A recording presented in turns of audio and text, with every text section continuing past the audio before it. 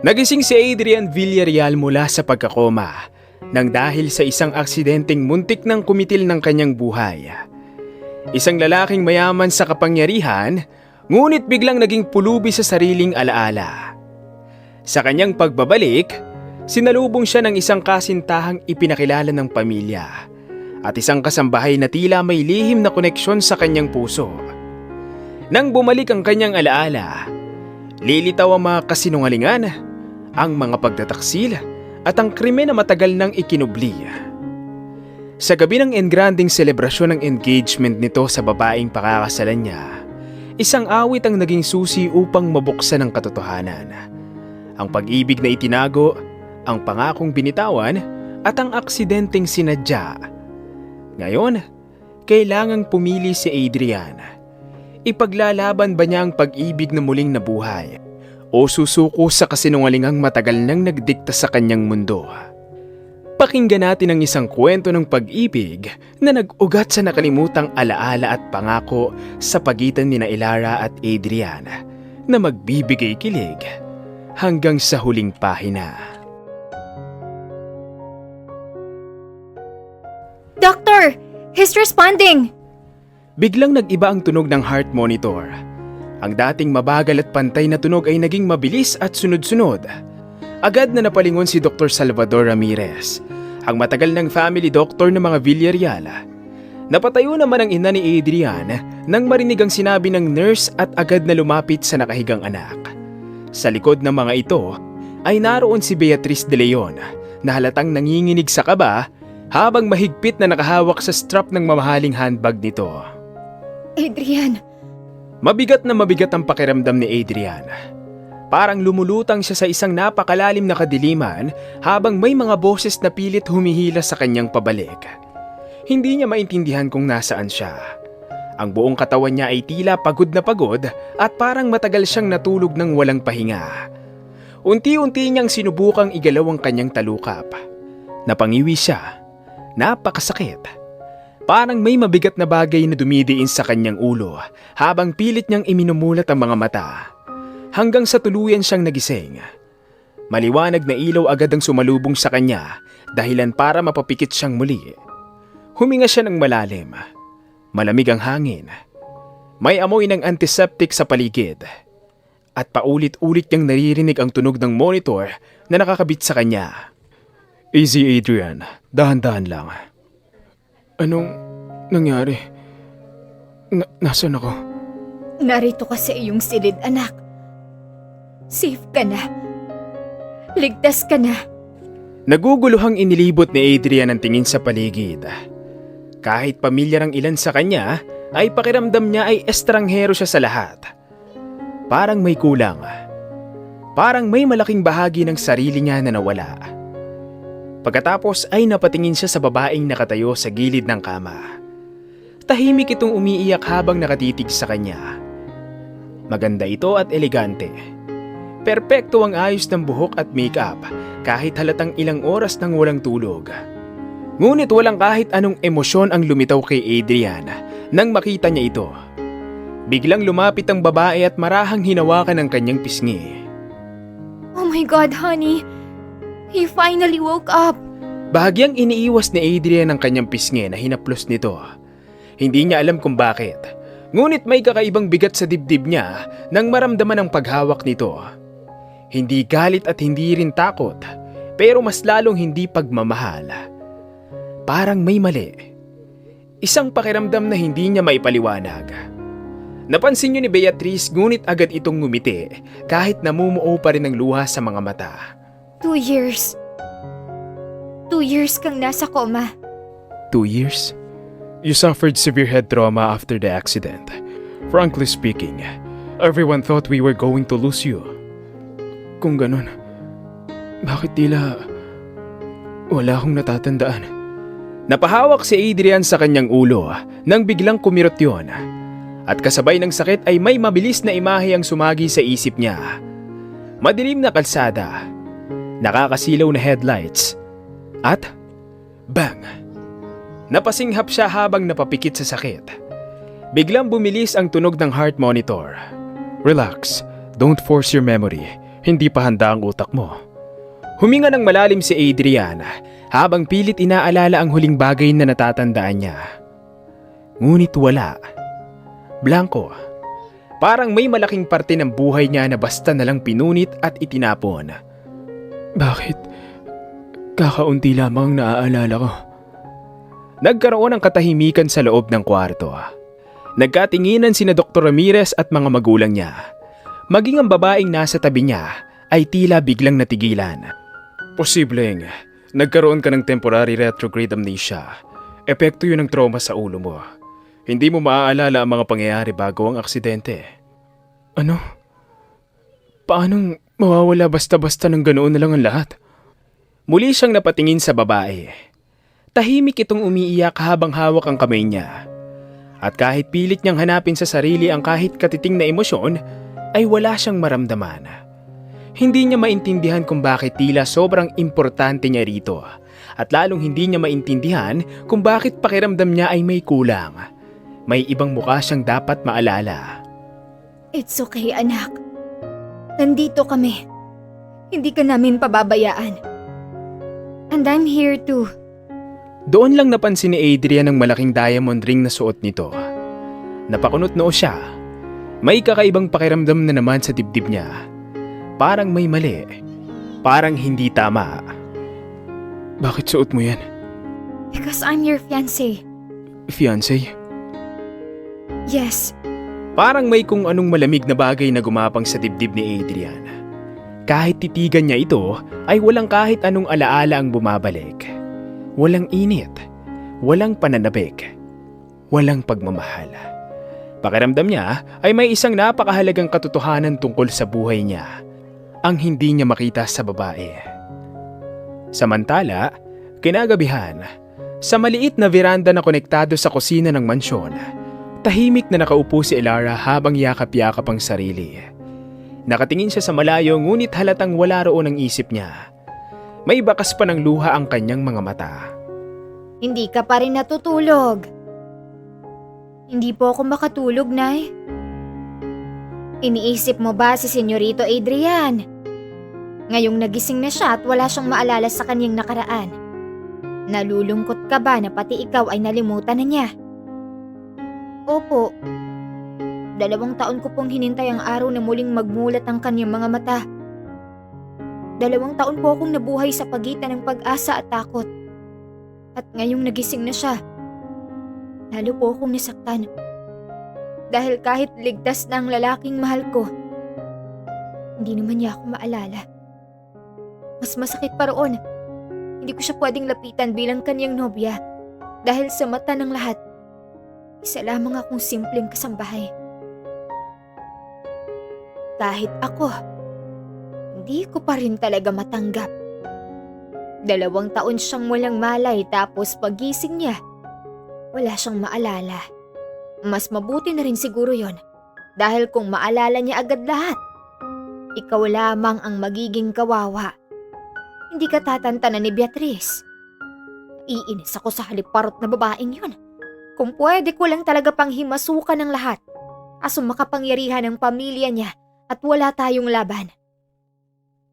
Pero paano naman po ako? Paano kung hindi na talaga niya ako maalala? Paano kung habang buhay na lang akong estranghera sa kanya? Anak, ang sakit po, Nay. Sobrang sakit. Ang tangi ko lang panalangin ay ang magising siya pero ngayong nagising na siya. Bakit pakiramdam ko mas lalo siyang nawala sa akin ngayon?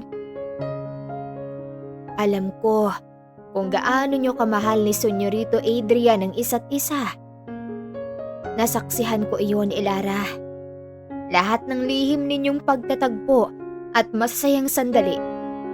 Batid ko rin na hindi naging madali sa inyong lahat dahil magkaibang inyong status. At alam ko rin ang dahilan kung bakit ninyo itinago ang inyong relasyon. Dahil nangangamba kayo na baka hindi kayo matanggap ni Senyora Emilia na isang ulilang kasambahay ang magiging kabiyak ng nag-iisang tagapagmana ng mga Villarreal. At iyon ang sinamantala ng Beatrice na yon. Nanay Matilde, akala mo ba na hindi ko alam na sa tuwing pupunta ng kusina si Senyorito Adrian at nagpapaturo sa aking magluto, ay talagang interes niya ang pagluluto. Hindi. Ikaw ang dahilan. Kaya nga halos araw-araw siyang nasa kusina. Akala yata niya hindi ko napapansin. Lalo ko tuloy siyang na-miss, Nanay Matilde. Nandito naman siya ngayon. Lagi mo pa rin siyang makakasama. Pero hindi na po siya yung dating Adrian. At napakasakit po noon para sa akin. Naalala ko pa nung araw na sinabi niyang ipapakilala na niya ako sa mama niya. Kinakabahan pa siya noon pero sabi niya, handa na raw siyang panindigan ako. Tapos, kinabukasan, na-aksidente na siya. Duda talaga ako na hindi simpleng aksidente lamang yun eh. Pakiramdam ko, may kinalaman si Beatrice. Naalala mo ba noong nasa ospital pa si Senyorito Adrian hanggang sa maiuwi na rito sa mansyon? Ni minsan, hindi siya umalis doon. Pero hindi dahil mahal niya ito, kundi dahil gusto niyang siguraduhin na pagising nito ay siya pa rin ang pipiliin. At mukhang yun nga ang nangyayari. Bukod pa riyan, bigla-bigla na lamang niyang ipinakilala kay Senyora Emilia ang sarili niya na nobya ni Senyorito Adrian. Dahil nga nagmula siya sa kilalang pamilya, kaya hayon, tila naging blessing pa siya sa pamilya Villarreal. Nag-aalala po ako sa susunod na mga araw. Makinig ka sa akin, anak. Hindi kayang burahin ng kahit anong aksidente ang totoong pagmamahal. Kung tunay kang minahal ni Senyorito Adrian, mahahanap ka niya ulit. Tuluyang napaiyak si Elara habang niyayakap si Nanay Matilde. Naramdaman niya ng sandaling yun na hindi siya nag-iisa. Samantala sa kubling bahagi ng lugar ay naroon si Beatrice at nakamasid sa kanila. Puno ng galit ang kanyang muka. Dahan-dahang humigpit ang hawak nito sa mansanas na kinuha nito sa refrigerator sa kusina habang nakatitig kay Elara. Marahan itong ngumiti ngunit walang init ang ngiting yon. Dahil sa sandaling yon, ay alam ni Beatrice na nagsisimula ng maging banta si Elara sa kasinungalingang matagal niyang itinatago. Kinabukasang umaga sa Villarreal Mansion, mula sa terrace ng second floor ay tanaw ni Elara ang malawak na hardin kung saan kasalukuyang sumasailalim si Adrian sa physical therapy. Malamig ang hangin matapos ang ulan ng nagdaang araw. Tahimik ang paligid maliban sa mahihinang utos ng therapist kay Adrian habang naglalakad ito gamit ang tungkod. Ganyan nga. Tanawin mo na lamang siya mula sa malayo. Ngayong walang naaalala si Adrian, tuluyan ka nang nawala ng lugar sa buhay niya. Lagi mong itatak sa isip mo na isa ka lamang kasambahay na nagmahal sa anak ng iyong amo. At kung ano man ang namagitan sa inyo noon, panatilihin mo na lamang na lihim yon. Mula sa likuran ay matatag na boses ng isang babae ang nagpalingon kay Elara. Naroon si Beatrice. Sa suot nitong mamahaling cream-colored dress habang nakataas ang baba nito, na tila rin na sa loob ng mansyon ay makikita ang pagiging elegante at perpekto nito. Miss Beatrice, ano? Umaasa ka pa rin ba? Hindi. Talaga ba? Then why are you looking at him like that? Alam mo, nakakatawa ka rin minsan. 2 taon kang naghintay sa lalaking hindi ka naman kayang panindigan. Hindi totoo yan. Mahal niya ako. Nakahanda na siya noon na ipakilala ko kay Senyora Emilia, kaso nga lang nagkaroon ng aksidente. Posibleng noon, oo. Pero ngayon, naaalala ka pa ba niya? Hindi, di ba? Dahil kung naaalala ka pa rin niya, sa unang pagmulat pa lamang ng kanyang mga mata, sana hinanap ka na niya. Hindi mo kailangan sa akin ipagdiinan ng bagay na yan para lamang masaktan ako o para ipagpilitan na ikaw ang pinili. Excuse me? Tinanggap ka ng mga Villarreal dahil mayaman kayo at bagay kayo sa mundo niya. Yun na nga. Mayaman kami at kami ang bagay, kaya lumugar ka. Hindi mo naman yata nalilimutan na isa kang kasambahay at kahit kailan, hindi ka magiging sapat para kay Adrian. Hindi ko naman hiniling o pinlano na mahalin niya ako. Pero hinayaan mo. Alam mo ba kung gaano kahirap pumasok sa mundo ni Adrian? Habang ikaw, nakuha mo lang siya ng basta-basta? Ano bang kasalanan ko sa'yo? At halos isumpa mo ako sa galit. Wala nga akong ginagawang hakbang para hadlangan kung ano man ang meron sa inyo ng nobyo ko. Pinipili ko ngang manahimik at magsawalang kibo dahil ayaw kong magulong mansyon.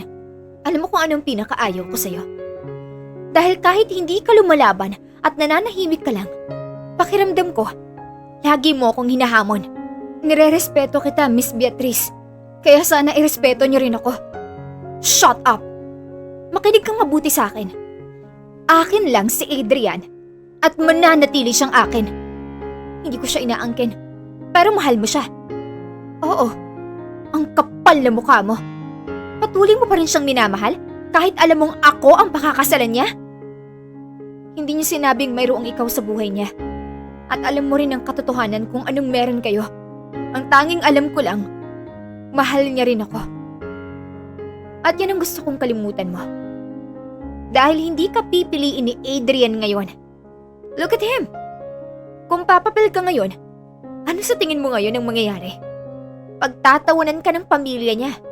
Sasabihin ng lahat na pinipikot mo lang si Adrian at sinasamantala mo na wala siyang maalala. Isang kasambahay na manggagamit at gold digger. O baka mawalan ka pa ng trabaho rito at ang mahal mong nanay Matilde. Hindi ba't wala naman kayong pag-aari na maaaring puntahan kapag napalayas kayo rito? Kaya kalimutan mo na kung ano man ang meron kayo noon. Hindi ka ba napapagod sa kakapilit na mahal ka ng isang taong hindi ka naman kayang mahalin? Posibleng ngayon mahalin ka niya kasi wala siyang natatandaan sa nakaraan. Pero, hindi ka ba natatakot na baka magising ka na lamang isang umaga na wala na ulit siya sa'yo?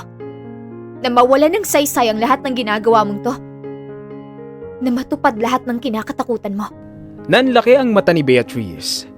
Parang hindi ito makapaniwala sa naririnig. At bago pa ito makapagsalita, ay kita nitong napatingin pataas si Adrian. Diretso kay Elara. Hindi siya nakakilos.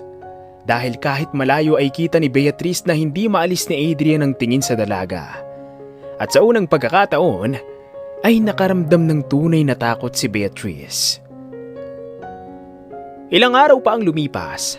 Sa ikalawang palapag ng mansyon, hawak ni Elara ang isang pilak na tray.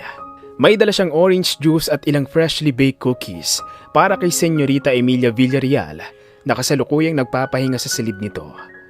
Simple lamang ang suot niyang puting blouse at mahabang palda. Ngunit hindi noon may tatago ang natural niyang kagandahan. Habang patungo siya sa hallway ng East Wing ay biglang bumukas ang pintuan ng library at lumabas doon si Adrian. Agad naniga si Elara habang huminto sandali ang oras sa pagitan nilang dalawa. Napatitig si Adrian sa kanya. Good afternoon, Senyorito Adrian. Bahagyang yumuko si Elara pagkatapos ay mabilis itong naglakad palayo. Ngunit bago pa ito tuluyang makalayo, ay humabol si Adrian. Wait, bakit parang palagi kang umiiwas sa akin? Every time na magkakalapit tayo, bigla kang nagmamadaling aalis para makalayo agad sa akin. Iniiwasan mo ba ako? Hindi po. You do. Am I making you uncomfortable? Hindi po! Then why? Senyorito Adrian, kailangan ko na pong dalhin to kay Senyora Emilia. Hindi na hinintay ni Elara ang tugon ni Adrian at akmang iiwan na ang lalaki nang bigla nitong hawakan ng gilid ng tray. Dahilan upang mapadikit ang daliri nito sa kamay niya. Dahil sa pangyayaring yon, ay may isang mabilis na imahe na sumagi sa isipan ng binata. Isang babaeng tumatawa at may hawak ding tray habang hinahabol siya sa kusina. At pagkatapos ay isang halikang pinagsaluhan nila. Biglang sumakit ang ulo niya. Napangiwi siya. Senyorito Adrian? I'm okay. Sigurado po ba kayo? Bakit pakiramdam ko? Kilala kita. Senyorito Adrian! Please, stop calling me that. Hindi ko alam kung bakit parang hindi ko gustong tinatawag mo ako ng ganyan. Dapat po ba ay sir? Sino ka ba sa buhay ko? Ako po ang isa sa kasambahay niyo dito sa mansyon. That's not what I mean. Ano po bang ibig niyong sabihin? I feel something when I see you. Hindi ko maintindihan. Pakiramdam ko, importante ka sa akin. Namuo agad ang luha sa mga mata ni Elara. Ngunit mabilis rin niyang pinahid ang mga iyon. At sa unang pagkakataon ay nakita ni Adrian ang sakit sa mukha nito at hindi niya maintindihan kung bakit parang nasasaktan din siya habang nakikita itong umiiyak. Hey, may ginawa ba akong mali sa'yo bago ang aksidente? Wala po. Then why do you look at me like that? Like what? Na parang napakahalaga ko sa'yo. Tell me the truth. May nangyari ba sa atin noon? May kaugnayan ba ako sa'yo? Ano ba talaga ako sa'yo? Wala po. Naiyak lang po ako sapagkat natutuwa po ako na muli kayong nagkamalay. Akala ko po hindi na po kayo magigising. Yun lamang po yan. Parang may kung anong mabigat na bumagsak sa dibdib ni Adrian dahil alam niyang hindi yun ang sagot sa hinahanap niya. At bago pa siya muling makapagsalita, ay humakbang na palayo si Elara. Iniwan siya nitong mag-isa habang mas lalo niyang naramdaman na may malaking bahagi ng buhay niya na konektado sa babae. Bakit parang may kung anong nawawala sa akin kapag nakikita kong lumalayo ka? Samantala, sa silid ni Senyorita Emilia ay pilit na pinapakalma ni Elara ang sarili. Halos nanginginig pa rin ang mga kamay niya. Pakiramdam niya ay mawawalan siya ng lakas anumang oras. Hindi niya inaasahan ang mga tanong na yon ni Adrian. Bahagya siyang napangiti dahil kahit hindi siya nito maalala, ay naroon pa rin ang koneksyon. Elara? Umiyak ka ba? Hindi po. Mama, parehong napalingon sina Senyora Emilia at Elara. Iniluwa ng bumukas na pinto si Adrian at diretsyong tumingin kay Elara. Adrian, hindi ka dapat naglalakad mag-isa. Ayos lang po ako, Mama. Humihingal ka pa. Tumakbo ka ba paparito? Ano bang nangyayari sa'yo? Who is she, Mama? Anong who is she? Ano bang ibig mong sabihin? Hindi ko alam pero pakiramdam ko may hindi kayo sinasabi sa akin. Adrian. No. Lahat kayo rito. Parang may alam na hindi ko alam. Kapag nakikita ko siya, may naaalala ako. Ano naman ang naaalala mo? Hindi malinaw. Elara, did we know each other before? Halos mawalan ng lakas si Elara. Hindi siya makasagot dahil alam niyang isang maling salita lang ay maaaring magulo ang lahat. Iho, you're stressed. Hindi maganda sa kondisyon mo ang pinipilit mong alalahanin ng mga bagay. But why does she look at me like that? Halos desperado niyang tanong. Doon tuluyang napaluha si Elara dahil hindi niya kayang sagutin yon. Hindi niya kayang sabihin dahil mahal na mahal niya ito. Agad napansin ni Adrian ang pagluha niyang yon at mas lalo tuloy siyang naguluhan. Why are you crying? Enough, Adrian. At ikaw, Elara, bumalik ka na sa kusina. Opo, senyora. Elara? Matagal na po akong nagtatrabaho rito sa mansyon. Dito na po ako lumaki kaya po siguro ganoon ang pakiramdam ninyo. Matapos sabihin yon, ay tumalikod na si Elara at tuluyang lumabas ng silid ni Senyora Emilia. Naiwan doon si Adrian na mas lalong nilalamon ng pakiramdam na si Elara ay hindi kailanman naging simpleng kasambahay lamang sa buhay niya. 3 linggo matapos magising si Adrian mula sa koma, isang hapon sa Villarreal Mansion, hindi siya sanay sa pakiramdam na wala siyang kontrol. Buong buhay niya ay kabisado niya ang kanyang sarili. Ngunit mula nang magising siya mula sa 2 taong pagkokoma, ay pakiramdam niya ay isa siyang estranghero sa sarili niyang buhay. Mas lalong gumuho ang lahat dahil kay Elara. Hindi niya maintindihan kung bakit. Elara, bakit ba tuwing nakikita kita, ay tila may kung anong kirot sa dibdib ko? Hindi ko maintindihan kung bakit tila may parte sa pagkatao ko na desperadong gustong mapalapit sa'yo. Sino ka ba talaga sa nakaraan ko? Kahit sabihin mo ng paulit-ulit na isa ka lamang kasambahay, alam kong may mali. Senyorito Adrian, nandito po si Sir Julius. Bahagyang napakurap si Adrian. Si Julius Velaris, ang pinsan niya at matalik na kaibigan. Isa sa iilang taong medyo malinaw pa niyang naaalala mula sa nakaraan niya bago ang aksidente. At madalas niyang kasama noon sa business gatherings at family events. Papasukin niyo ho siya. Sige. Makalipas ang ilang segundo ay bumukas ang malaking pinto ng mansyon at agad pumasok ang isang matangkad na lalaki na may magaan na aura at natural na charm. Still alive, huh? Unfortunately. Damn, cousin! You look horrible. You always know the right thing to say. Of course, I'm the favorite cousin. According to you. According to everyone. Bahagyang gumaan ang pakiramdam ni Adrian. Sa unang pagkakataon matapos magising, ay nakaramdam siya ng konting normalidad. Tahimik silang nagkukwentuhan tungkol sa business, therapy sessions at ilang family matters na hindi pa niya lubusang maalala. Ngunit kahit abala siya sa pakikipag-usap, ay paminsan-minsang lumilipad pa rin ang isip niya. At eksaktong sandaling yon, ay bumukas ang pinto ng sala. Agad na patingin si Adrian at tila otomatikong bumilis ang tibok ng puso niya. Si Elara, tahimik na naglakad papunta sa center table.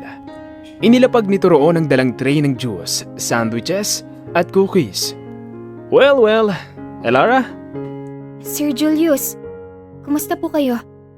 At nang sandaling ngumiti ang dalaga kay Julius, ay parang may kung anong matalim na tumarak sa dibdib ni Adrian.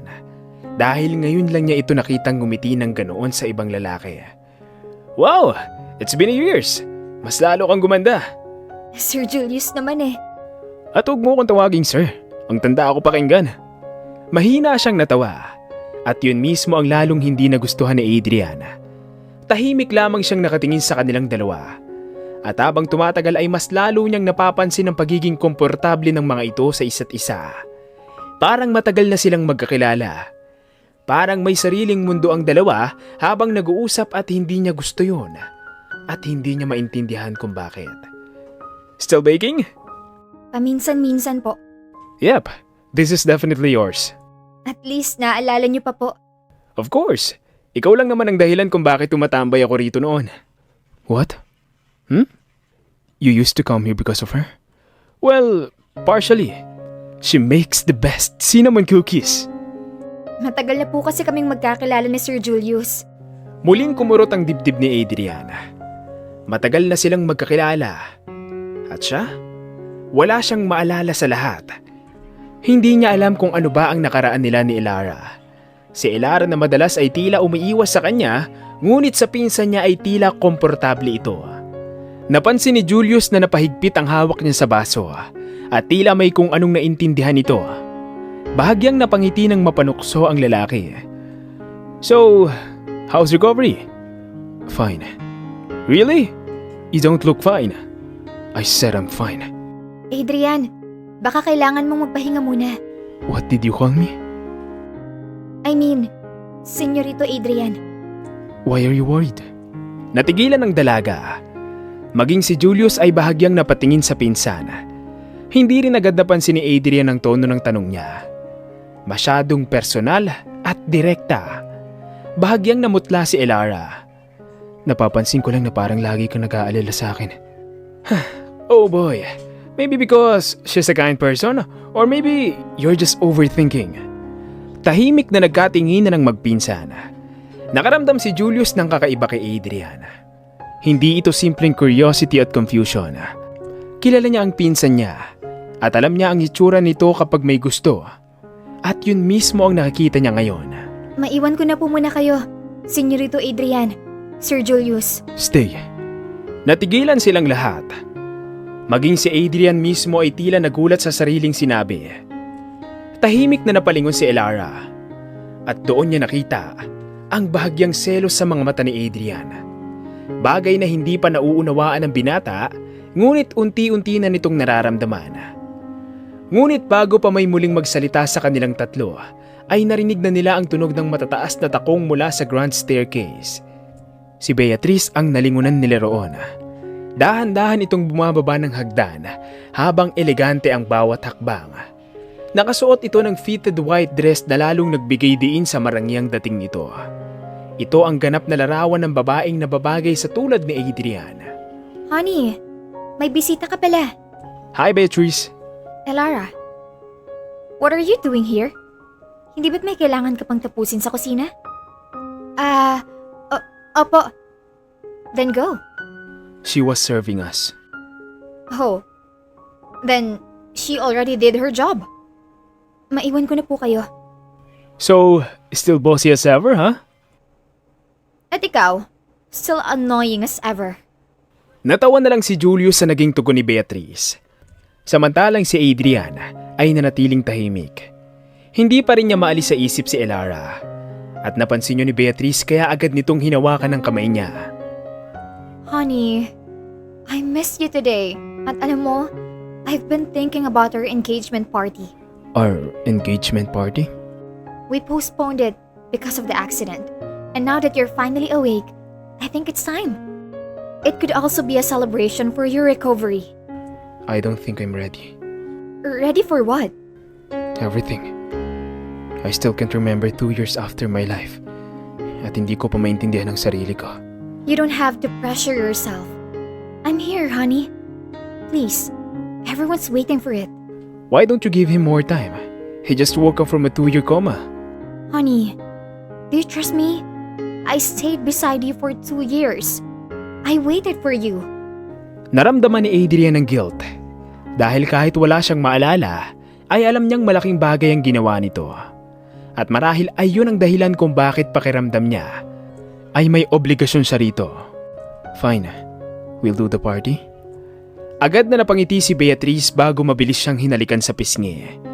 Ngunit habang yakap siya nito, ay hindi niya napansin ang sarili niyang tumingin sa direksyon kung saan nagtungo si Elara. At sa kabilang dulo ng hallway ay naroon ang dalaga. Tahimik na nakatayo. Narinig nito ang lahat. At habang nakikita niyang magkatabi sina Adrian at Beatrice, ay unti-unting nadurog ang puso niya. Samantalang si Adrian ay kahit katabi na ang babaeng tinatawag niyang fiancé, ay iisa lamang ang laman ng isip niya. Si Elara. Maagang bumalot ang abalang atmosfera sa buong Villarreal Mansion kinabukasan. Mula pa lamang sa grand staircase hanggang sa malawak na hardin ay tila may hindi maipaliwanag na tensyon sa hangin. Ang mga kasambahan ay pabalik-balik sa kani-kanilang gawain habang ang ilan ay tahimik na nagbubulungan. Sa loob ng maraming taon ng pagtatrabaho nila sa mansyon, kabisado na nila ang ibig sabihin kapag personal na nagpapatawag ng pulong si Senyora Emilia Villarreal. Natipon sila sa malawak na receiving hall ng mansyon. Naroon ang mga senior staff ng bahay, ang head driver na si Mang Roberto, ang binatang hardinerong si Samuel, ang cook na si Aling Susan, at ilan pang mga kasambahay. At maging ang matagal nang namamahala sa mga gawain sa mansyon na si Nanay Matilde. At sa pinakadulong bahagi ng hallway ay naroon si Elara. Good afternoon, everyone. Good afternoon, Senyora. Good afternoon, Senyora. Hindi naman lingid sa inyong kaalaman na nagkaroon na ng malay ang Senyorito Adrian ninyo. And after everything our family has gone through for the past 2 years, we believe this calls for a grand celebration. We will be holding an engagement party for Adrian and Beatrice 3 weeks from now. This event will be attended by important business partners, politicians, investors, and close family friends.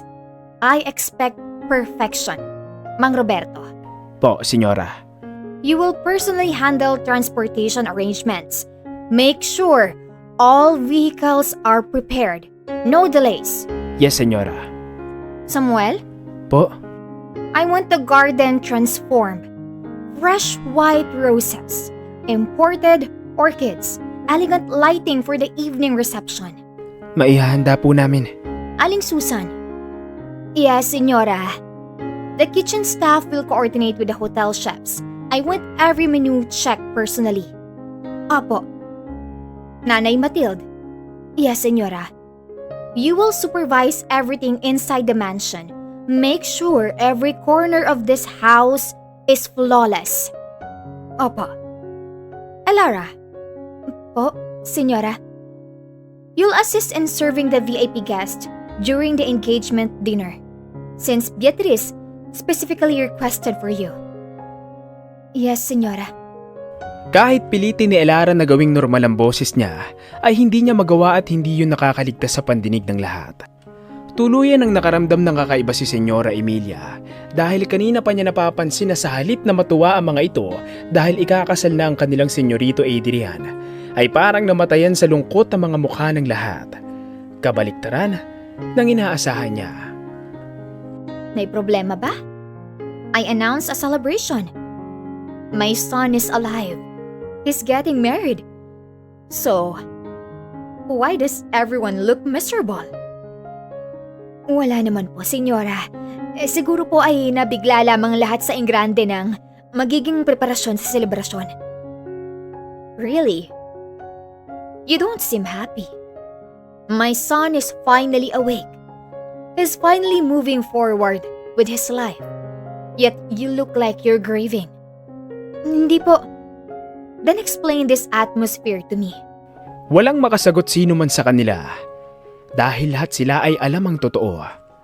Alam nilang bago ang aksidente ay si Elara ang babaeng minahal ni Adrian. Pinigil ni Elara ang nakabadyang pangingilid ng kanyang luha. At yun ang lalong gumatong sa hinala ni Senyora Emilia. What is going on in this house? Senyora, wala pong problema. Nag-aalala lamang po sigurong lahat kay Senyorito Adrian. Concern is different from this. Okay, everyone may go back to work. Elara, you stay. Po? How long have you been working here? Mula po nung 7 taon pa lamang ako. Nang mapulot ako ni Nanay Matilde sa kalye. At mula noon, dito ka na tumira sa mansyon, hindi ba? Hindi ko tinutulan ng bagay na yun dahil sa pakiusap ni Nanay Matilde. At mula din noon, naging malapit ka kay Adrian. Hindi po, senyora. Palagi pong busy si Senyorito Adrian sa school. Nagkaroon na lamang po kami ng chance mag-usap nitong nakatapos na siya ng kolehiyo. Why do I feel like everyone in this house is hiding something from me? Hindi ko po alam. Okay. Masyado na rin yata akong napaparanoid. You may leave. Mabilis na tumalikod si Elara at halos nagmamadali siyang lumabas ng hall. Pagkapasok niya sa mahabang hallway ng mansyon ay saka lamang siya tuluyang nanghina. Napahawak siya sa dibdib niya habang pilit pinipigilan ng pag-agos ng luha. Doon niya nakasalubong si Nanay Matilde. Anak, anong nangyari? Hindi ko na po kaya, Nanay. Ang sakit pong marinig na ikakasal na siya habang nandito lang ako at hindi magawang sabihin sa lahat ng totoo. Shhh! Tahan na, anak. Pakiramdam ko po. Ako yung unti-unting nagpapakawala sa kanya. Ako tong dapat nananatiling nakakapit dahil ako yung nakakaalala ng lahat pero hindi ko po magawa na ipaglaban siya. Ang hirap pong magpanggap na wala lang lahat. Tuwing tatawagin niya ako sa aking pangalan, pakiramdam ko po may parte sa kanya na gustong maalala ako. Pero pagkatapos nun, may Miss Beatrice na nasa pagitan namin. Hindi ko na po alam kung hanggang kailan ko kakayanin ang lahat. Anak, may dahilan kung bakit hindi na ipinapaalala ng Diyos kay Adrian ang lahat. Pero, paano po kung hindi na talaga niya maalala? O kaya kapag dumating ang oras na maalala niya, nakatali na siya sa iba. Paano po kung tuluyan na niyang mahalin si Miss Beatrice? Tignan mo ako. Kilala ko si Adrian simula pagkabata niya. At sa buong buhay niya, ngayon ko lang siya nakitang magmahal ng totoo. At ikaw ang babaeng yun. Hindi kayang burahin ng pagkawala ng alaala ang tunay na nararamdaman ng puso. Tuluyan ang muling bumagsak ang mga luha ni Elara. Yun ang unang beses matapos ang 2 taon ay may maliit na parte sa puso niyang muling umasa. Nang sumunod na mga araw, sa gitna ng engranding paghahanda para sa nalalapit na engagement party ni Adrian at Beatrice, personal na dumating ang sikat na fashion designer na si Celestine Loriano upang ihatid ang custom-made engagement gown ni Beatrice. Kasama nito ang ilang assistants na maingat na nag-aayos ng bawat detalye ng gown. Ang buong receiving hall ay pansamantalang ginawang fitting area. Tahimik lamang na nakaupo si Adrian sa isang couch habang pinagmamasdan ng paligid. Ngunit kahit naroon siya ay tila wala roon ang isip niya. Si Elara pa rin ang laman noon. At sa tuwing may isip niya ang pagngiti nito sa pinsan niya, ay tila nakakaramdam siya ng pagngingit-ngit. Adrian? You look perfect, Beatrice. Thank you, Mama Emilia. Miss Celestine worked so hard on this. Well, future Mrs. Villarreal deserves nothing less. Tama. Ikaw, Beatrice, ang eksaktong larawan ng gusto kong maging asawa ni Adrian. Elegante, sopistikada, at mula sa respetadong pamilya. Adrian? What do you think? She looks nice. Just nice? Tell me, honey, am I beautiful? Biglang sumakit ang ulo ni Adrian. Napahawak siya agad sa sentido niya. Damn!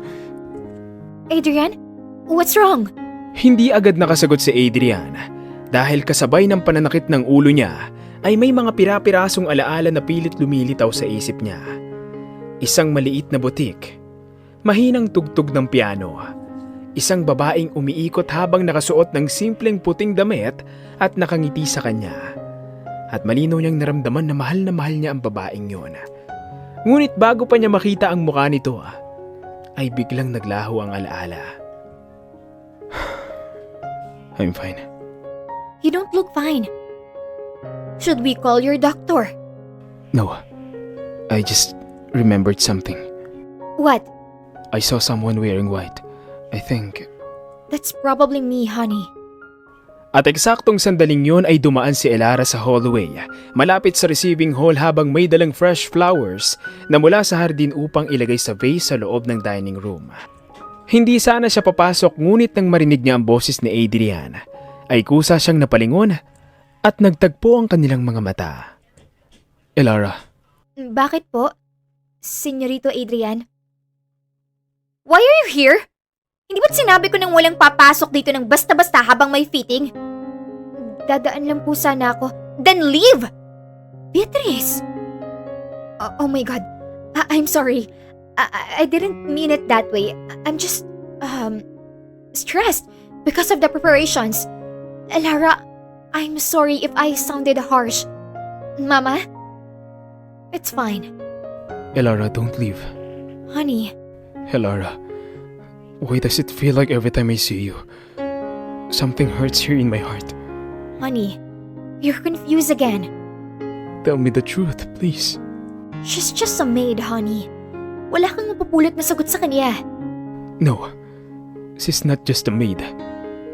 I don't know why, but every time I look at her, it feels like I'm about to remember something important. Elara, who are you to me? Enough. You need to rest. Your doctor said too much stress can trigger headaches. Honey, please. Elara, you can leave us now. Beatrice, tell me, why do I feel like I'm losing something every time she walks away? Honey, stop this. You're overthinking because of your condition. Then why do I only feel this way around her? I don't know. Ngayon ay tila mas naging malinaw ang naramdaman ni Senyora Emilia na tensyon sa pagitan ng tatlo. Tahimik niyang pinagmasdan si Beatrice. At sa unang pagkakataon ay tila nagkaroon ng maliit na bitak ang perpektong imaheng matagal nitong ipinakita sa pamilya Villaruel. At habang pinagmamasdan niya ang kakaibang takot sa mga mata ni Beatrice, ay unti-unti niyang napagtanto ang isang bagay. Hindi takot si Beatrice na maalala ni Adrian ang nakaraan dahil lamang sa aksidente. Tila may mas malalim pang dahilan. At yun ang kailangan niyang malaman. Matapos ang halos 2 oras na fitting session, ay ipinasya ni Senyora Emilia. Nakausapin ng pribado sa library ng mansyon si Beatrice. You look beautiful today. Adrian is lucky. I'm the lucky one, Mama Emilia. You know, I realized something today. In all the years na naging kayo ni Adrian, I've never really met your parents properly. Oh, that. Yes. Kilala ko naman ang pamilya ninyo sa business world, of course. But now that you're finally marrying my son, I think it's about time we formally sit down as family. But my parents are currently in Canada. Yes, I heard. They're expanding one of our businesses there. I want them at the engagement party. Mama, I think it's only proper. baka hindi ho sila makarating. Hindi makakarating? They're very busy right now. For your engagement. You're their only daughter, aren't you? Opo. Then surely they can make time. Wait. Is there a problem? Wala naman po. Then why do you suddenly look nervous? No, Mama Emilia. Siguro stressed lang ako sa preparations. You know what I noticed today? The way you reacted to Elara. Oh, please, Mama. I already apologized for that. Yes, you did. But you look threatened. Threatened? By a maid? That's exactly what I'm asking myself. Why would someone like you feel threatened by someone like Elara? At mula nang magising si Adrian, he's been different around her. And every time he gets close to remembering something, you panic. That's not true, Mama Emilia. I'm Adrian's mother. I know when my son is emotionally attached to someone. And whatever exists between him and Elara, it's not ordinary. Mama, please, don't misunderstand. I love Adrian. I stayed beside him for 2 years. I waited for him to wake up. I just don't want anything to confuse him again. I see. Ngunit habang nakatingin si Senyora Emilia kay Beatriz, ay lalo lamang tumibay ang hinala niya dahil may isang bagay na hindi tugma. Kung totoong walang ibig sabihin si Elara, bakit tila desperada si Beatriz na ilayo ito kay Adrian? At bakit tila takot na takot itong maalala ng anak niya ang nakaraan? May isang desisyon ang nabuo sa isip niya. Kailangan niyang alamin ang katotohanan. Kahit pa may mabunyag na bagay na maaaring sumira sa engagement na matagal na niyang gustong mangyari para sa anak niya. Tanging si Elara na lamang ang gising ng gabing yon. Hindi siya dalawin ng antok, kaya ipinasya niyang abalahin ang sarili sa pagliligpit ng ilang kitchenware sa kusina. Busy? May kailangan po ba kayo, Miss Beatriz? Let's stop pretending. Alam kong hindi ka tanga. At alam mo rin kung bakit kita kinakausap ngayon. You need to leave this mansion. Ano? You heard me. Umalis ka na rito. Wala akong pakialam kung saan ka pupunta. Basta, lumayo ka kay Adrian. Ever since he woke up, everything has been a mess. At ikaw ang dahilan nun. Wala akong ginagawa. Exactly. Yun na nga ang problema. Kahit wala kang gawin, hinahanap ka niya. He keeps looking at you like he's trying to remember something. And I'm getting tired of it. So here's what's going to happen. Kunin mo tong sobre.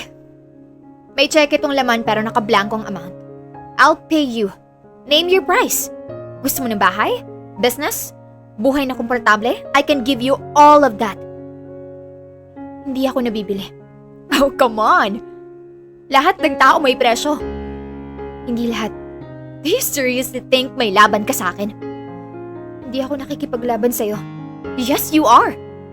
Hindi mo man sabihin, alam kong mahal mo pa rin si Adrian. You should have stayed away from him the moment he lost his memory. Ginawa ko. 2 taon na akong nananahimik. Tinanggap ko na ang lahat. Tinanggap kong hindi niya ako maalala. Tinanggap kong ikaw ang bagay sa kanya. Pero ang ipagpalit ko ang pagmamahal ko sa kanya dahil lang sa pera. Hindi ko yun magagawa. You're more selfish than I thought. Hindi ako selfish. No? Then why are you still here knowing you're confusing him? Do you know how hard I worked just to keep everything together after the accident?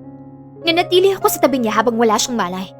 And now he wakes up and suddenly, all he wants is to look at you. Wala ako sa tabi niya noong mga panahong yon.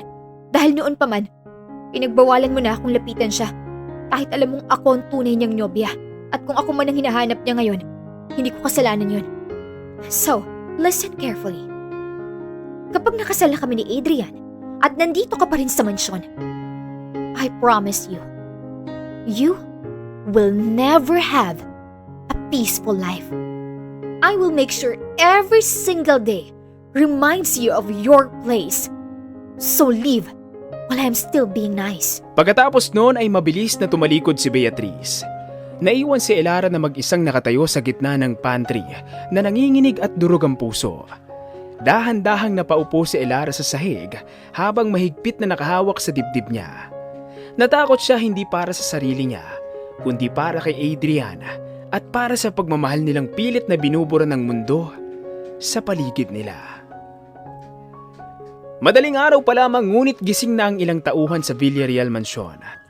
Tahimik ang buong paligid habang unti-unting sumisilip ang malamlam na liwanag ng umaga sa malawak na hardin ng mansyon. Marahang gumagalaw ang mga dahon ng rosas at orchids dahil sa malamig na hangin. Sa likod na bahagi ng hardin ay tahimik na nagdidilig si Samuel. Hindi kalayuan ay dahan-dahang naglakad si Elara palabas ng service entrance habang may hawak na basket ng bagong pitas na lavender para sa kusina. Ngunit halatang wala rin ito sa sarili. Namugto pa ang mga mata niya mula sa pag-iyak kagabi matapos siyang kausapin ni Beatrice. Hindi ka nakatulog? Okay lang ako. Kabisado na kita, Elara. Kapag sinabi mong okay ka, ibig sabihin nun kabaliktaran. Kinausap ako ni Miss Beatrice kagabi. Gusto niya akong umalis sa mansyon. Inalok ako ng pera. Akala niya nabibili ang lahat. Sabi niya, kahit magkano raw ibibigay niya. Basta lumayo ako kay Adrian. At anong sinabi mo? Hindi ko kayang ipagpalit si Adrian dahil lang sa pera. Kaya ikaw ang talo. Hindi dahil mahina ka, kundi dahil totoo kang magmahal. Alam mo ba kung bakit ako magre-resign? Sa tagal kong nanilbihan rito, ngayon ko lang nakita kung gaano kalungkot ang mansyon na to. Elara, masaya ka pa ba rito? Hindi ko alam kung magagawa ko pang maging masaya. Alam kong mahal mo si Adrian, Senyorito Adrian. At ganun din siya sa'yo. Pero hindi lahat ng pagmamahalan ay kailangang ipaglaban hanggang dulo. Kung talagang para sa'yo siya, mahahanap ka niya. Yan din ang sinabi ni Nanay Matilde sa akin. Masakit man tanggapin. Pero baka mas mabuti ngang umalis ka muna rito. Hindi dahil gusto kitang paalasin at sumasang-ayon ako kay Beatrice, kundi dahil gusto kitang protektahan. Nakikita mo naman kung paano ka tratuhin ng babaeng yon. At lalo lang lalala yun kapag naging asawa na siya ni Adrian. Hindi ka na magkakaroon ng katahimikan dito. At hindi lang ikaw maapektuhan, pati ang lalaking mahal mo. Habang nandito ka, mas lalo niyang gugustuhin maalala ang lahat. At sa kalagayan niyo ngayon, baka hindi iyon makatulong sa kanya. Kung aalis po ako, kakalimutan kaya niya ako ng tuluyan? Hindi ko alam, anak. Pero minsan, kailangan nating lumayo. Hindi dahil ayaw na natin, kundi dahil mahal natin sila. Kapag umalis po ako rito, saan naman po ako pupunta? Dito na po umikot ang buhay ko sa mansyon. Wala po akong ibang kamag-anak. Ikaw na lang po, Nanay Matilde. Kung nagtitiwala ka sa akin, pwede kang sumama muna sa akin sa probinsya. Vocational graduate ka naman, di ba? Maraming pwedeng mapasukan doon. May mga cafe, bakery, resorts. At alam kong magaling kang mag-bake. Mas magiging maayos ang buhay mo roon kaysa manatili ka rito na araw-araw kang masasaktan. Paano kung hanapin niya ako? Di ba sabi ko kung talagang mahal ka niya, mahahanap ka niya kahit saan? Hindi habang buhay na nandito ka lang. At deserve mong mabuhay. Ang hindi laging umiiyak. Sa kabila ng sakit at lungkot ay pinilit ni Elara ng umiti. At habang nakatingin siya sa malaking mansyon ng mga Villarreal, ay unti-unti niyang naiisip ang posibilidad na talagang dapat na nga niya sigurong iwan ang lugar na mismong naging tahanan ng puso niya. At yun, ang pinakamasakit sa lahat. At habang yakap siya ni Nanay Matilde, ay unti-unti niyang tinatanggap ang isang katotohanan. Na ang pinakamahirap na paraan ng pagmamahal ay ang pagbiling umalis kahit ang puso mo ay gustong manatili. Bago magtanghali, habang patungo sa guest room upang dalhin ang mga folded towels at bagong planchadong bedsheets, ay nakita ni Elara si Adrian na makakasalubong niya. Gusto niyang umiwas ngunit huli na. Wala na siyang ibang mapupuntahan. Iiwasan mo na naman ba ako? Hindi po. Liar. Senyorito, Stop calling me that. Every time you call me that, it feels wrong. Look at me. Tell me the truth. Please. What are you hiding from me? wala po. Why does it feel like everyone around me is lying? And why does it feel like you're the center of all of it? Alam mo ba kung anong nangyayari sa akin? Sa tuwing nakikita kita, hindi ako makahinga ng ayos. It's insane. I barely remember the last 2 years of my life. But somehow, my heart reacts to you like it already belongs to you. And I hate it. I hate that I don't understand what I'm feeling. I hate that every time you smile at another man, I get jealous. When you smiled at Julius, I wanted to pull away from him. And when I saw you talking to Samuel in the garden earlier, I nearly lost my mind. Bakit? Tell me why I feel this way. Hindi ko po alam. No. You know. Is there something between us before the accident? Senyorito Adrian, pakiusap. Huwag na po natin pag-usapan ng lahat. There was. I knew it. Wala po. Stop lying to me. Please. I feel like I'm going crazy. When I'm with Beatrice, everything feels empty. But when I'm with you, it hurts. Tuluyang nanghina ang tuhod ni Elara at bago pa siya tuluyang makaiwas, ay bigla siyang hinilan ni Adrian palapit at hinalikan ng mariin sa mga labi. Nanlaki ang mga mata ni Elara. Sa mismong sandaling yun ay parang bumalik ang lahat. Ang mga gabing magkasama sila sa hardin, ang mga pangakong binitawan nito, ang paraan ng paghalik ni Adrian sa kanya noon, na tila siya lamang ang babae sa mundo nito. At bago niya namalayan, ay unti-unti na rin siyang nadala. Marahan siyang napapikit habang ninanamnamang init ng mga halik nito. At yun ang naging hudyat upang palalimin pa ni Adrian ang halik. Ngunit bago pa tuluyang madala si Elara, ay agad na nagbalik ang realidad sa isip niya. Naisip niya si Beatrice, ang engagement at ang banta nito sa kanya. Mabilis niyang itinulak si Adrian palayo. Elara. Please, hindi dapat mangyari to. Tell me why. If there's nothing between us, then why did you kiss me back? What are we to each other? Wala po. Matapos sabihin yon, ay mabilis na siyang tumalikod palayo sa lalaki.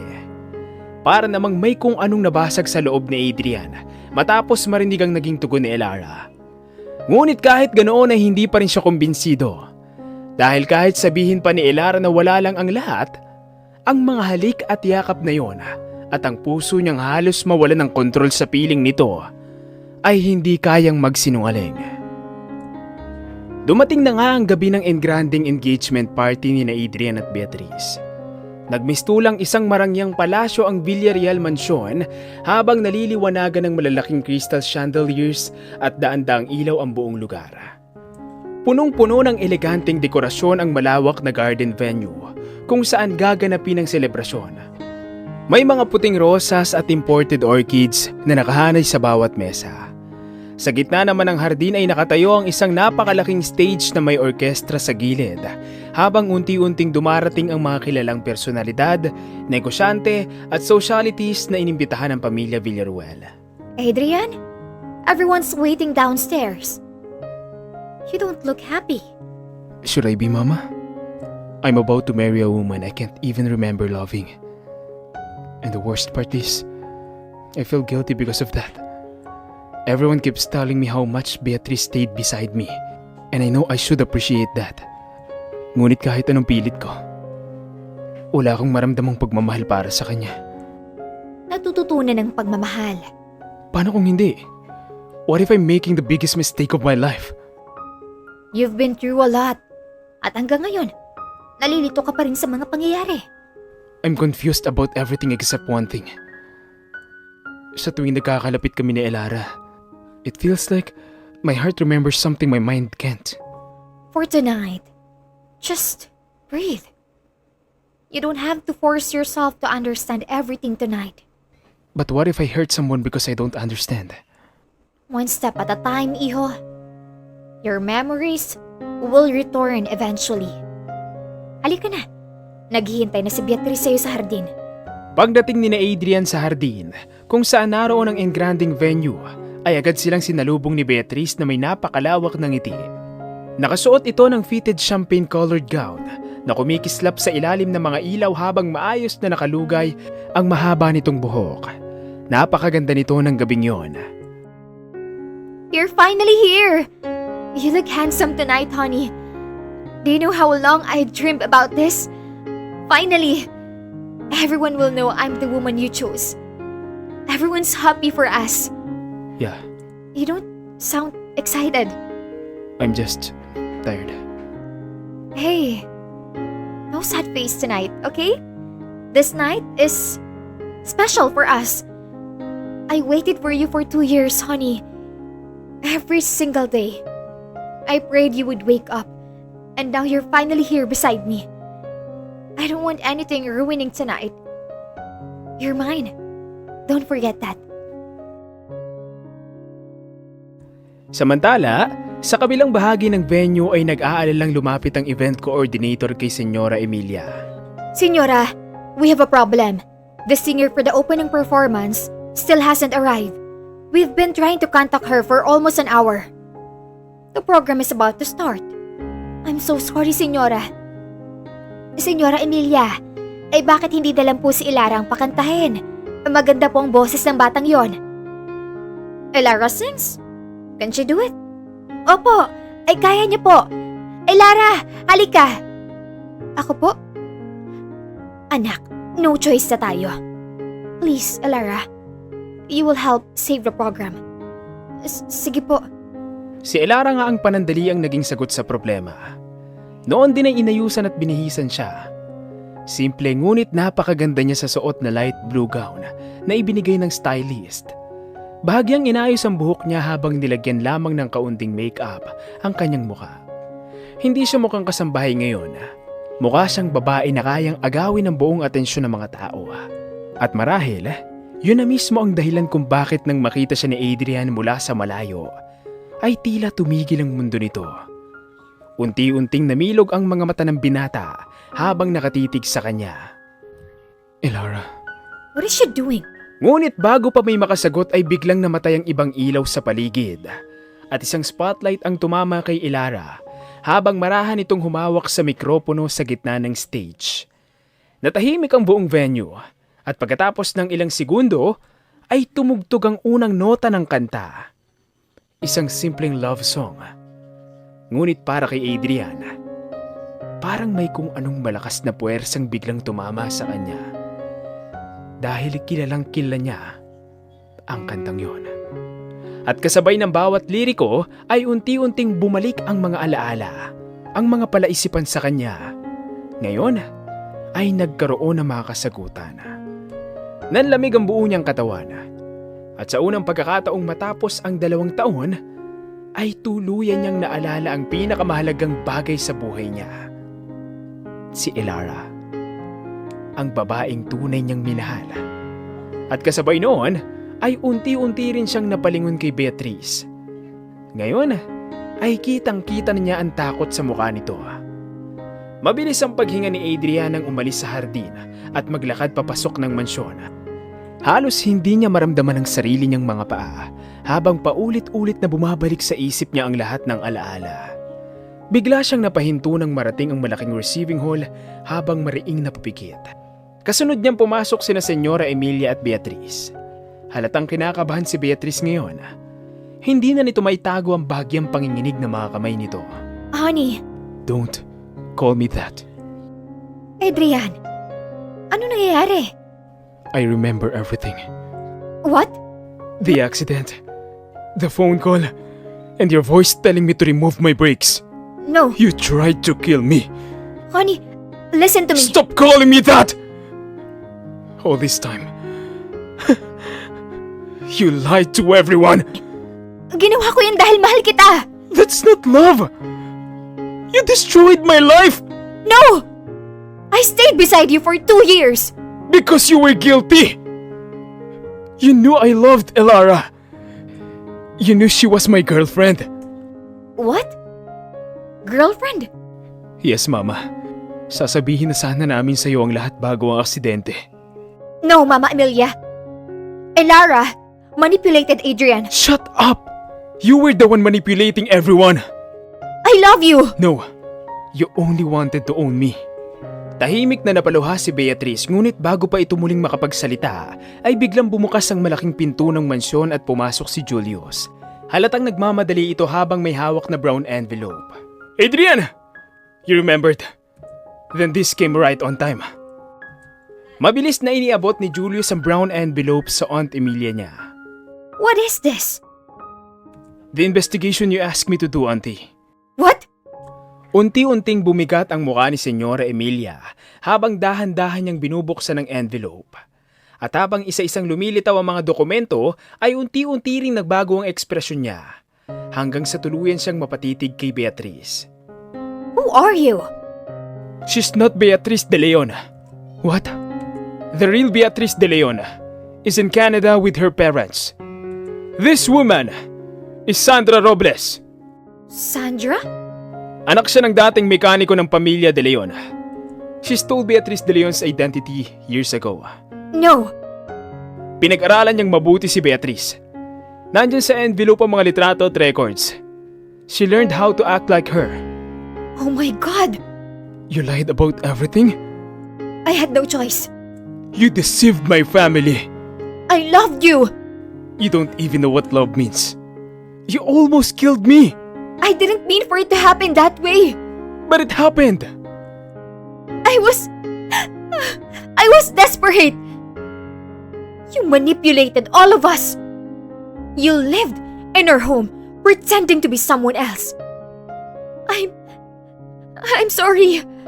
Tahimik na napaupo si Sandra habang umiiyak. Ngunit wala nang naaawang tumitingin dito ngayon dahil kasabay ng pagbagsak ng kasinungalingan nito ay ang pagkawasak ng lahat ng pinaghirapan nitong itayo. At sa labas ng mansyon ay unti-unti nang kumakalat ang balita sa mga bisita. Hindi na natuloy ang engagement party. Ang gabing dapat ay selebrasyon ay naging gabi ng pagbubunyag ng katotohanan. At sa gitna ng lahat ng yon, ay iisa lamang ang nasa isip ni Adrian. Kailangan niyang bumawi kay Elara. Dahil matapos niyang maalala ang lahat, ay ngayon lamang niya tunay na naunawaan na halos mawala sa kanya ang babaeng pinakamamahal niya. Tahimik na bumalik si Elara sa servant's quarter matapos ang kanyang pag-awit sa engranding engagement party. Mabigat ang bawat hakbang niya. Pagpasok niya sa maliit niyang silid, ay agad niyang isinara ang pinto. Dahan-dahan siyang naupo sa gilid ng kama habang tinititigan ang maliit na bag na kanina pa niya inayos. Sa isang araw na ang alis niya at ang tanging dapat na lamang niyang gawin ay magpaalam kay Senyora Emilia. Siguro, ito na talagang mas mabuti. Ang lumayo. Sino po yan? Elara! Pinapatawag ka ni Senyora Emilia sa receiving hall. Ako po? Oo, ngayon na raw. May problema po ba? Hindi ko alam. Sige na, hinihintay ka na. Bakit kaya? May mali ba sa pag-abot ko kanina? O baka may nagreklamo? Pagdating niya sa receiving hall ay mas lalo siyang kinabahan. Sa sofa ay nakaupo si Senyora Emilia, si Nanay Mathilde at si Adrian. Napahinto si Elara sa pinto dahil nakatingin si Adrian sa kanya na tila punong-puno ng emosyon at nakangiti. Isang malawak at totoong ngiti. May mali po ba sa ginawa ko kanina? Lumapit ka, Iha. Halika. Naaalala na ni Adrian ang lahat. Po? Ang aksidente at ikaw. Kung ganun. Oh, naaalala na kita. At ang lahat sa atin. I just forgot for a while. Adrian. Noon biglang nangilid ang mga luha ni Elara nang malaman na nagbalik na ang alaala ng lalaking pinakamamahal. Ngunit bago pa siya makapagsalita, ay bigla na siyang hinila ni Adrian at sa harap ni na Senyora Emilia at Nanay Mathilde ay mahigpit siya nitong niyakap. Isang yakap na parang sinasabi ang lahat ng hindi nasabi sa loob ng 2 taon. I'm sorry for everything. Hindi ko naman kailangan ng perpektong manugang. Ang mahalaga, masaya ang anak ko. Senyora Emilia, call me Mama, Iha. This time, I'm not letting you go again. Napangiti si Elara sa gitna ng luha. Masaya ako at nahanap ninyong isa't isa. Hindi na ako mangangamba na habang panahong masasaktan ka, Elara. Mahalin mo sana siya at pakaingatan, Senyorito Adrian. Pangako po, Nanay Matilde. Sa pagkakataong yon, ay hindi naman siya ng tahanan ni Elara, kundi ang mga bisig ng lalaking matagal niyang minahal. At sa gabing yon, ay hindi na engagement na puno ng kasinungalingan ang naganap, kundi isang simpleng sandala kung saan natapos ang pagkawala ng alaala at nagsimula ang totoong pag-ibig na matagal nang hinintay ng 2 pusong hindi kailanman nagkalimutan. Makalipas ang 1 buwan, isang tahimik na gabi sa Villarreal Mansion, ngunit hindi kasing lamig at kasing bigat ng katahimikang minsang bumalot sa tahanan yung noon. Ngayon, ito ay payapa at puno ng pagmamahal. Mula sa malawak na balcony ng mansyon ay matatanaw ang napakaraming bituin sa kalangitan. At sa gitna ng gabing yon, ay magkatabing nakatayo sina Adrian at Elara. Mag-asawa na sila ngayon. Simple ngunit napakagandang kasal ang naganap matapos mabunyag ang lahat ng katotohanan. Hindi in grande, hindi puno ng mga taong nagpapanggap, kundi isang kasal na puno ng mga taong tunay na nagmamahal sa kanila. Hanggang ngayon, tila hindi pa rin ako makapaniwala na nangyari talaga ang lahat ng yon. Alam mo dati, iniisip ko na baka bang buhay mo na akong makalimutan. Imposible. Dahil kahit pa nga makailang beses mong itinanggi sa akin na wala sa ating namamagitan, nananatili ang alaala sa puso ko. I'm sorry kung hindi ko nagawang aminin sa una pa lang. Natakot ako na magulo lang lalo ang lahat. Pero sa kabila nun, sobra kitang minamahal. Kahit nakalimutan ka pa ng dalian ng isip ko, kailanman, hindi nakalimot ang puso ko. I love you, Adrian. And I love you too, Elara. At bago pa muling makapagsalita si Elara, ay mabilis na siyang hinilan ni Adrian palapit at marahan siyang hinalikan. At nang tuluyan silang maghiwalay, ay marahan siyang niyakap muli ni Adrian habang sabay nilang pinagmamasdan ang napakaraming bituin sa kalangitan. Sa wakas, ay wala ng kasinungalingan. Wala ng lihim. Wala ng alaala na kailangang habulin. Dahil matapos ang lahat ng sakit, paglimot at paghihintay, ay natagpuan din nila ang isa't isa. At sa ilalim ng mga bituin na minsang naging saksi sa kanilang mga luha, doon nagsimula ang habang buhay ni Adrian at Elara. Samantala si Beatriz o Sandra sa tunay na katauhan ay nakiusap sa pamilya Villarreal na wag nang ipakulong sa pangakong magpapakalayo-layo ito at hindi naguguluhin sina Adrian at Elara. Napuno man ng galit, inggit at kasinungalingan ng puso niya, ay natuto naman siyang magparaya sa ngalan ng pag-ibig. At dito na po nagtatapos ang kwento para sa araw na to. Sana po ay nagustuhan ninyo ang kwentong ito at kinapulutan ng aral. Muli ay maraming salamat sa patuloy ninyong suporta sa ating channel.